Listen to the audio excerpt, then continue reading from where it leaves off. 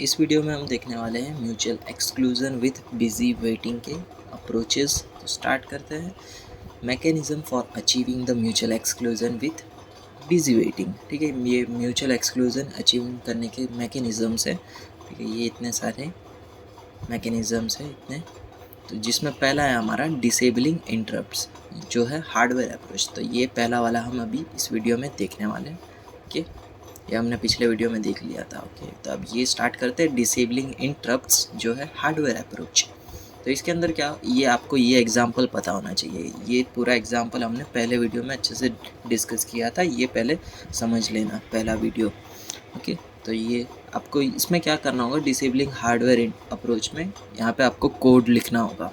Code किसके ऊपर से लिखना होगा, यही एग्जाम्पल। ठीक है, ये एग्जाम्पल पता है तो आप कोड एकदम आसानी से लिख लोगे। ओके, तो इसका नाम क्या है, डिसेबलिंग इंटरप्ट्स।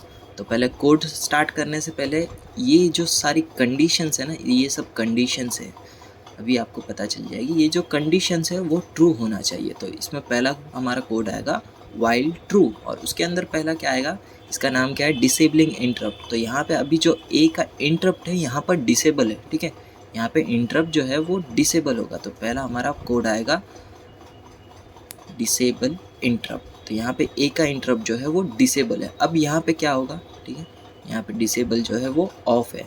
अब ये कौन सा सेक्शन है, क्रिटिकल सेक्शन ना। तो अब यहाँ पे हम लिखेंगे क्रिटिकल सेक्शन। अब यहाँ पे जैसे क्रिटिकल सेक्शन में क्या हो रहा था, यहाँ पे जो प्रिंटर असाइन था ना, वो प्रिंटर ए यूज़ कर रहा है। अब यहाँ पे उसका प्रिंटर का यूज़ जो है वो ख़त्म हो जाएगा, यानी अब यहाँ पे जो इंटरप्ट था वो इनेबल हो जाएगा। ठीक है, तो यहाँ से जो इंटरप्ट है वो इनेबल हो जाएगा, और यहाँ से आगे जो बचा आपका रिमाइंडर सेक्शन, वो आपको लिख देना है रिमाइंडर सेक्शन। ओके, तो ये हो गया आपका रिमाइंडर सेक्शन। ठीक है, अब ये वापस एक और बार वेरीफाई कर लेते हैं प्रोसेस बी पर अप्लाई करके। ये सभी कंडीशंस ट्रू होना चाहिए प्रोसेस बी के लिए। डिसेबल द इंटरप्ट, यहाँ पर देखो प्रोसेस बी की यहाँ से लेकर T3 तक जो है इंटरप्ट जो है डिसेबल है। ठीक है, पहला पॉइंट ट्रू हो गया।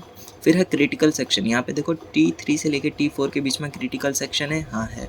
ठीक है, इनेबल द इंटरप्ट, अब यहाँ पे क्या होगा, T4 के पास से यहाँ से हमारा इंटरप्ट जो है वो इनेबल हो जाएगा, और जो फिर बचा हुआ सेक्शन है वो हमारा रिमाइंडर सेक्शन। तो ये जो है डिसेबलिंग इंटरप्ट हार्डवेयर अप्रोच को प्रोसेस बी भी फॉलो कर रहा है।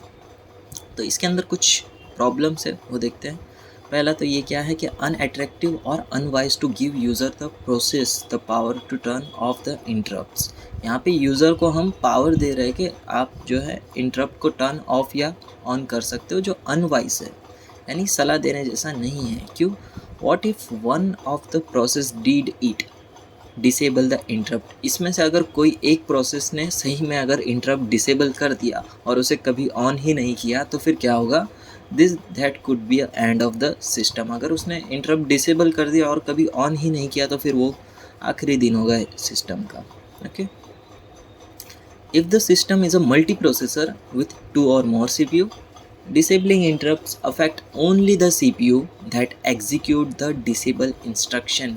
यानी यहाँ पे क्या है, मल्टी प्रोसेसर वाला एक सिस्टम है जिसके अंदर 2 से ज़्यादा CPU है, और जो डिसेबलिंग इंटरप्ट है वो किसे अफेक्ट करेगा, जिसने ये डिसेबल इंस्ट्रक्शन का कोड जो है वो एग्जीक्यूट किया है, सिर्फ उस वन CPU को ही डिसेबल इंटरप्ट जो है अफेक्ट करेगा। बाकी के जो 2 से 3 जितने भी एक्स्ट्रा के CPU है उनको कोई फ़र्क नहीं पड़ेगा। The other ones will continue running and can access the shared memory. और बाकी के जो बचे हुए हैं प्रोसेसर CPU, वो कुछ भी अपना काम कर सकते।